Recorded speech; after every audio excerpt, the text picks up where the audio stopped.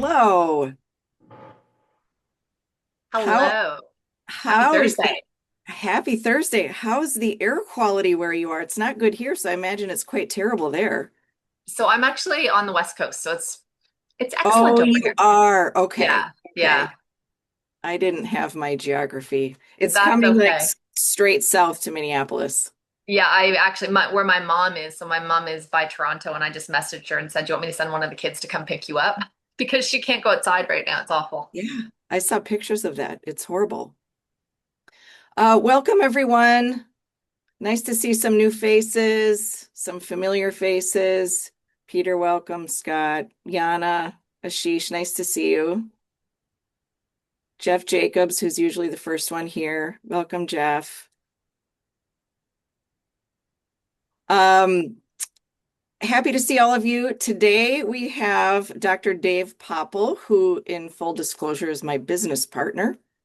And so we talked about which topic we could bring. I've been thinking about this for a long time, bringing him into this group, and I'm kind of deferring to him. He's writing a book about some interesting ideas of states of self. So some of you probably saw the blurb on that. We're both psychologists. Dave can really take it to another level when talking about psychology stuff. So we're gonna work on keeping it in common language and applicable, but we've designed this as a pretty casual conversation. So I'm gonna turn it over to Dave to give a little bit of context and a little bit of background about the topic. And then he and I would really love this just to be a discussion. So he does not mind being interrupted. If you have questions or comments, please go off mute, raise your hand, throw it in the chat. I'll keep an eye on that. Before we get started, I'm going to just read Dave's bio. Dave Popple is a corporate psychologist, president of Cynet Group, and chief research officer of Tellius, working at the intersection of psychometric science and technology. After a PhD in psychology and early clinical work in trauma, he shifted to organizational psychology, building Cynet Group into a firm serving Fortune 500 companies, hedge funds, and private equity firms. He created Sybil, Cynet's proprietary psychometric platform, assessing cognitive skills, motivations, leadership style, and culture fit, and was profiled by the Wall Street Journal in 2025 for his work with hedge funds. He's writing a book on leadership and self-state alignment for HarperCollins, and today focuses on hiring assessments, executive coaching, and PE portfolio work. He lives in Manhattan with his wife, Jody, and two dogs. And we were all just in Chicago together, getting in late last night. Actually, Dave's still in Chicago. You can see a little bit of the smoke in the background from the Canada fires. So, welcome, Dave. Well, thank you so much, Karen. You've been talking about this group for so long. If I feel so honored that I get to hang out with everybody for a little bit. Um, the topic that we're going to talk about today, I admit, is going to feel a little bit peculiar. So I feel like I need to tell you how I got to this point. And so it started way back when I was in my clinical psychology program. And in that process, if you've ever been through such a thing, you have to do a lot of practicing. And one of the places that I got to practice was a place called the Ross Trauma Institute. And I remember going there and really not knowing what I was going to experience, other than the people there had been through some of the most horrific events that you could possibly think about. And so I was prepared mentally for that, at least as much as I thought I could be. When I got there, I learned that this was the place where people who had multiple personalities, which at the time had already been called dissociative identity disorder, that those people would go there because they were accepted in a different form or different way. So Dr. Ross, who was a psychiatrist, not a psychologist, was really good at working with these people. So I got there, and as I started to do therapy, both in groups and individual therapy, I realized that these people had not sprung out these additional personality states where they were growing out of different sides of their brain. What they were really doing instead was they were taking a group of self-states that they already had, and they were just cutting them off. So the point here is that they weren't this freakish group where they had these demon-like creatures in their head. They were just like the rest of us. The only difference was that they couldn't remember what one self-state did in one situation versus another self-state. Like we called that an amnesic barrier at the time. So that began to really impact how I began to perceive personality theory and how I personally was going through life through different self states and so on and so forth. So I came out of that process and started to see these different states. And at the same time, there's a guy named Dr. Richard Schwartz, and he also had worked with trauma victims, and he had figured out the same thing I did. He was just much more eloquent at understanding it. And he wrote a book called Internal Family Systems. And in that case, he was able to identify different self states, but they were all in relation to somebody's traumatic event. So he still had not turned it into this normal behavior that the rest of us had. He was still looking at it in terms of trauma. So as I began to think this through and began to see in myself that, oh, I have this self state, I have that self state, I'm different here than I am here. What's that really all about? I began to see that there is a constellation, and early on it was a little bit fuzzy, but initially getting into coaching. So now I'm going from working with people that have these clinical disorders to people that are actually quite high functioning. I began to use the idea that somebody has multiple self states as part of that coaching practice. In that, in working with them, it became clear to me that there are at least 9 different self states that people operate from. So one of those self states is this desire to be significant. Now, this isn't this great desire to have an ego or be special, even though for some people it is. It's really rooted in that the self wanting to be an individual, a separate piece. This could be considered as differentiation of self or whatever, but whatever it is, that self state has a primary function, and that is that I am somebody different, right? That I'm not Karen, or I'm not my ethnicity, I'm not my parents, I'm something separate. Another self state that comes up then is one that wants to achieve. And for some reason, this self state just wants to get stuff done and be, create and make and be promoted and whatever it is. It has a very, very achievement orientation. So those two self states tend to work pretty well together.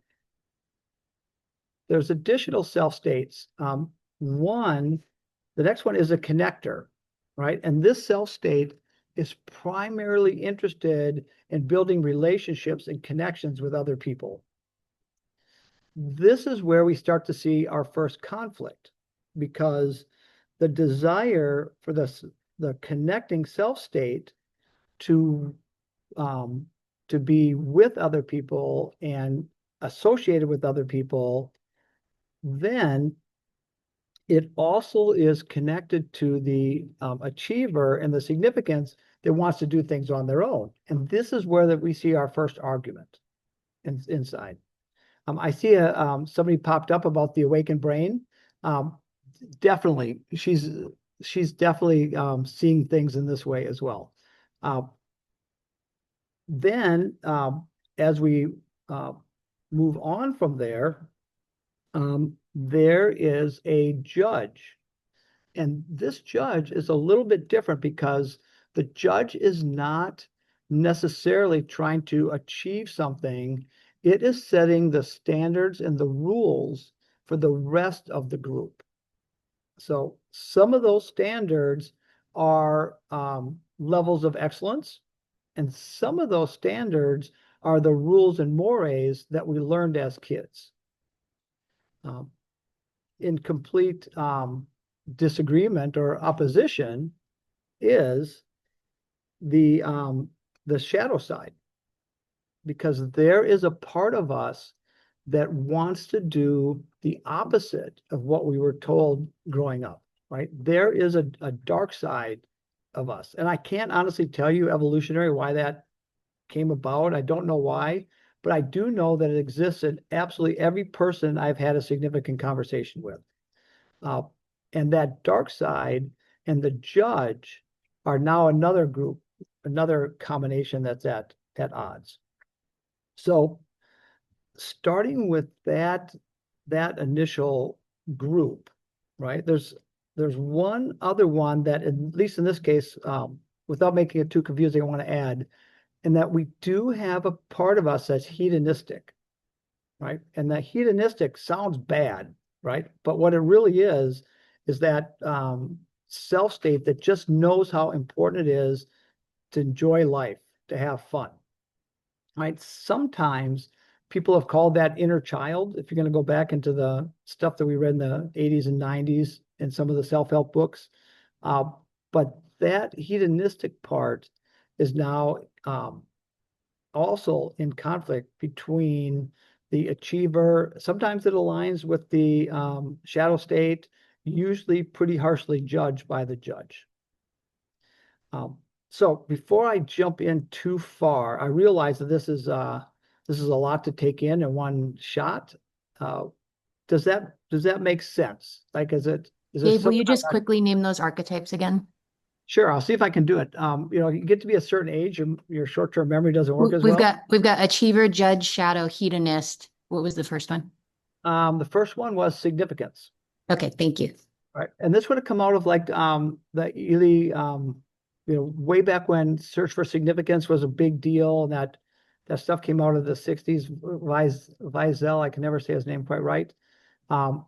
That people first started to talk about why that was important. Also, if you want a reference, I'm very influenced by Bowen when it comes to this. So that's why this is different than just your arrogant ego wanting to feel special and like a VIP. It really is that part that wants to be recognized as being separate and different from the other 7 billion people on the planet. Dave, can you talk for just a second about the functional nature versus like the dysfunction of the conflict or tension or dissonance that happens between those parts? Yeah, so Karen, you're tapping into something that's really, really important here, because it's very easy to come in and say, this group of self states are bad, and this group are useful or good, and then start to shun. And as a matter of fact, everybody listening in the call does this, right? There's part of us that at any given time, we say, we try to diminish or set aside or reduce its impact. And I'll give you a really good example of how dangerous that part can be. A while ago, or not too long ago now, there's a basketball player named Kobe Bryant. And I'm assuming everybody on the call has at least heard of Kobe Bryant, potentially maybe one of the best basketball players of all time, if not the best. So Kobe Bryant was raised in a household that had a very, very high expectation or level of behavior. So he was raised overseas. He spoke several languages. He was well versed in philosophy as well as other things. So he wasn't what some people would stereotypically think as a dumb jock. The guy was really quite bright. But because he had this standard, he was constantly trying to push his shadow side or his dark side down, right? So he worked very, very hard to squelch it. In that process, his shadow side came up and participated in a really horrific thing. And that was that he sexually assaulted a girl in a hotel in Colorado. And that was also big news at the time.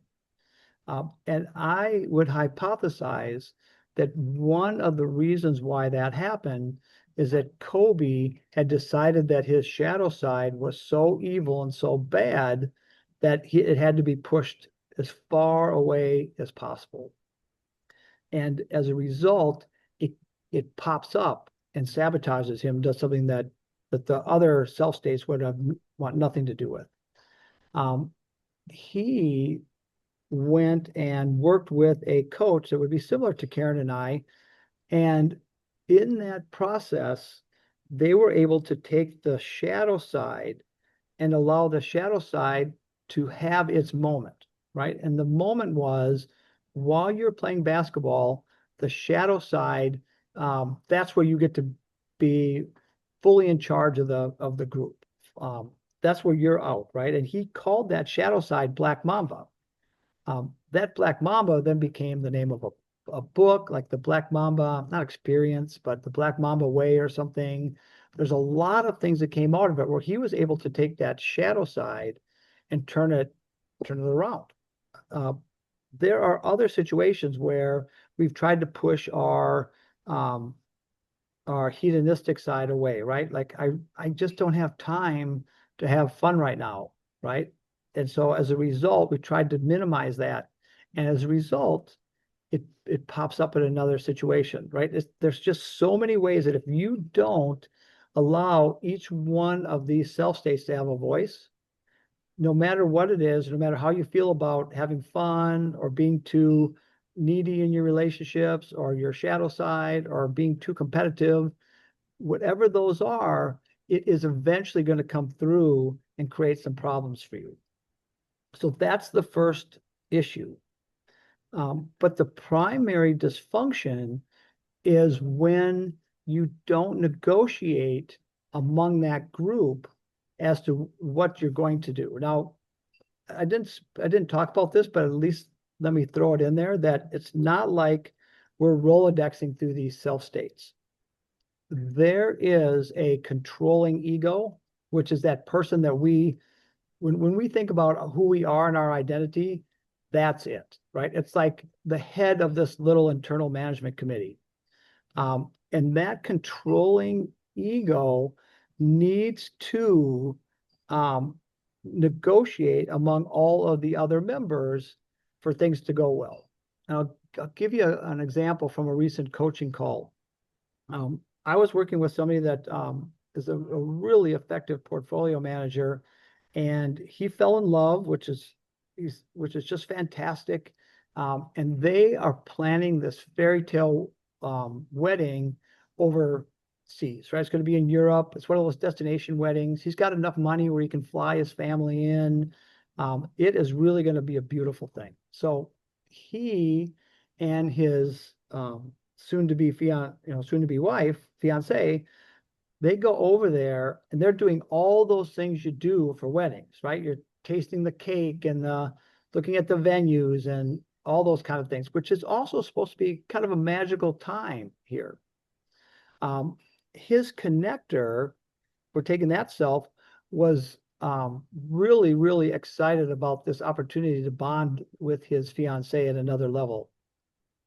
At the same time, Trump decides to bomb Iran, and it is causing the oil prices to go nuts. And if you remember back then, 1 minute we're bombing them, next minute we're in a truce, and then they're doing something, and that created a tremendous amount of havoc in the markets. So at the time when he's supposed to be focused, his connector is supposed to be in charge, his achiever state says, hold on, if we don't stay focused for 5-6 hours a day on the markets, right, then we're not going to hit our number. So now there's a debate. Now, the problem is that he blew it because he didn't put enough time into the markets, and he blew it because he did not focus on this very magical special time that was supposed to be with his fiance. He failed to take those two self states and negotiate between them what this was going to look like. And as a result, he was terrible at both. So is that making sense, Karen? Am I hitting that right? That's making sense, and I appreciate the normalizing the dark side and the shadow side and the hedonistic parts of ourselves. At some point, we will love to hear what does it mean to effectively, like how do we effectively manage all these self states so that we can flourish? So there's a phenomenon that I remember experiencing. It was like an aha. And the way it went for me personally was I was hearing and understanding these self states. It was really easy for me to see how this was working in other people, right? But I couldn't necessarily um, identify the personalities of my self states until I started to talk to myself.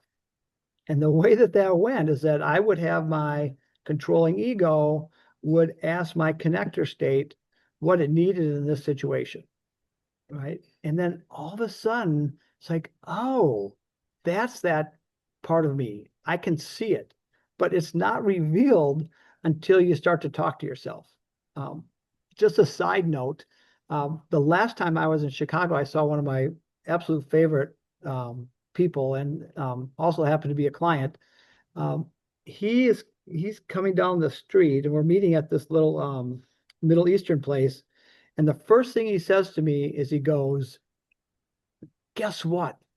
I just had the greatest conversation with myself on my way here, right? And that's how it works, right? You start to have this conversation and those states will start to tell you what they need, right? That's where it becomes really, really, I think interesting. And it doesn't have to be that complicated.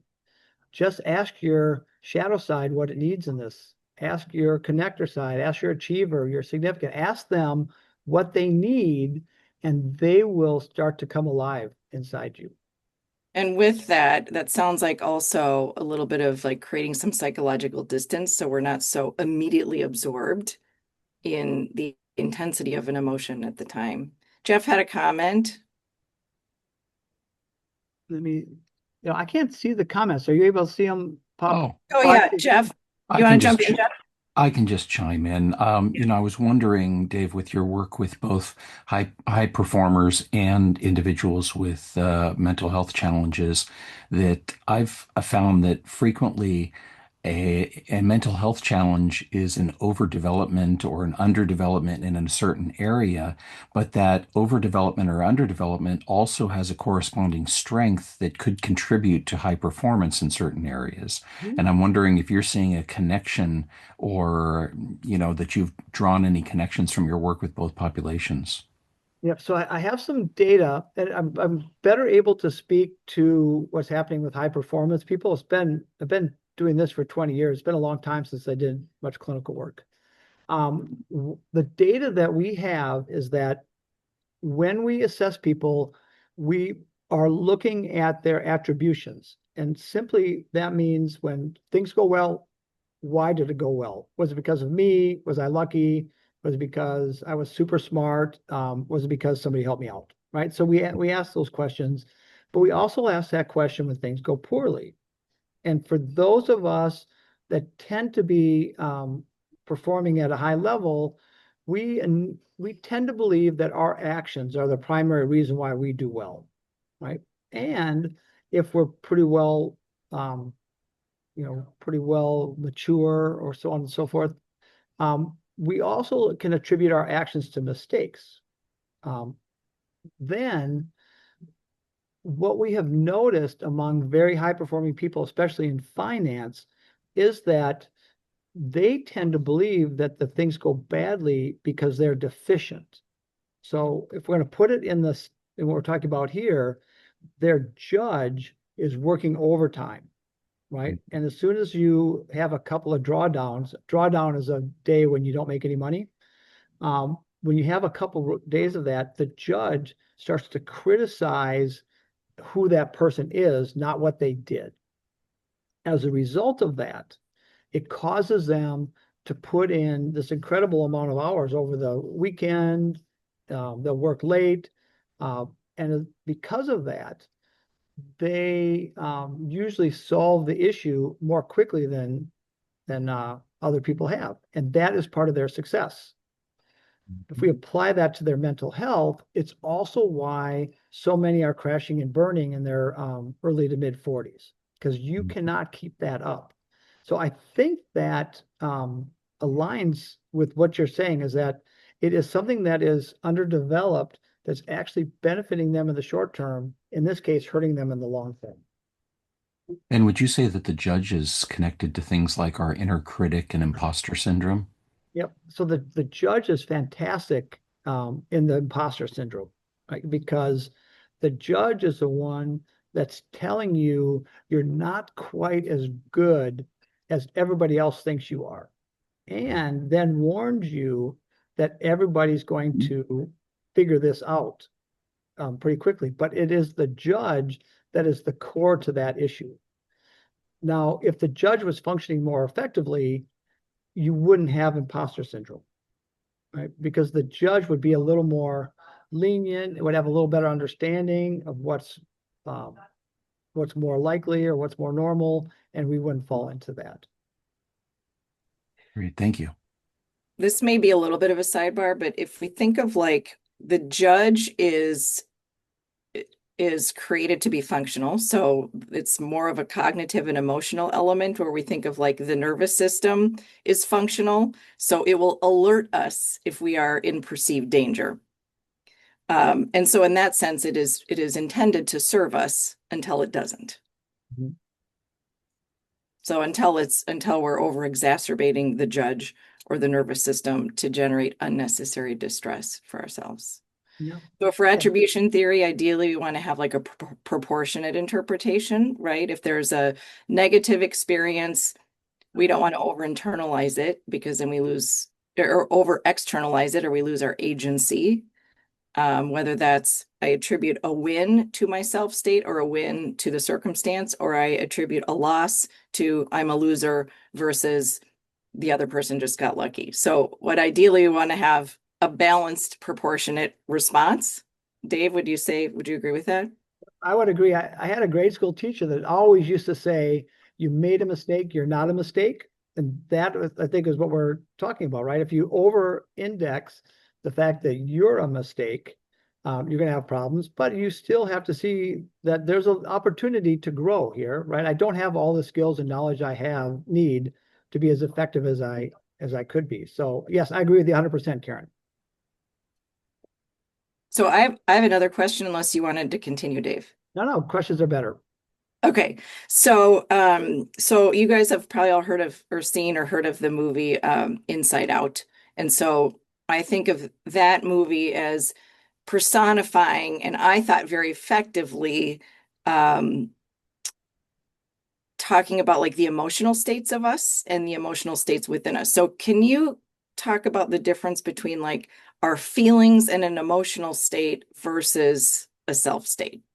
Yeah. So what I love about that movie is that they're always debating with each other. All those little characters, emotional characters.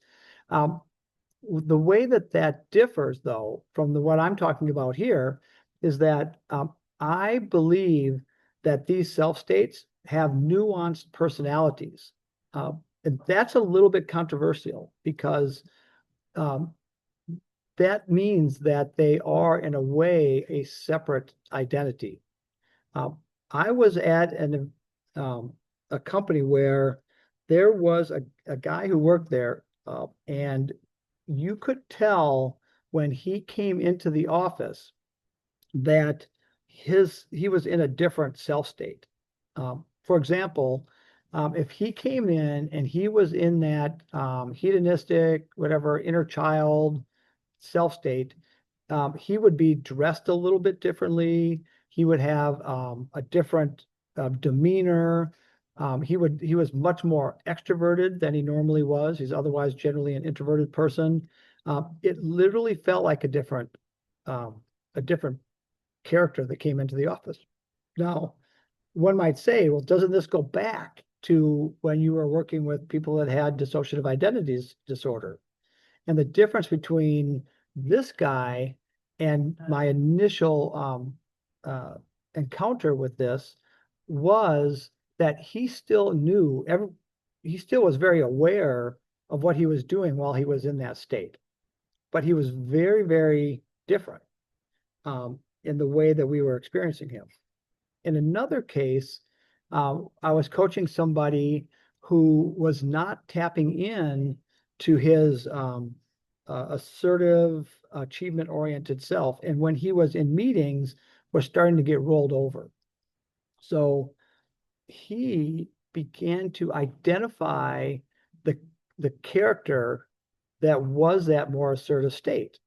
And in that began to identify even different food preferences and different clothing styles and those kind of things as he began to think about what that part of himself was like. He would then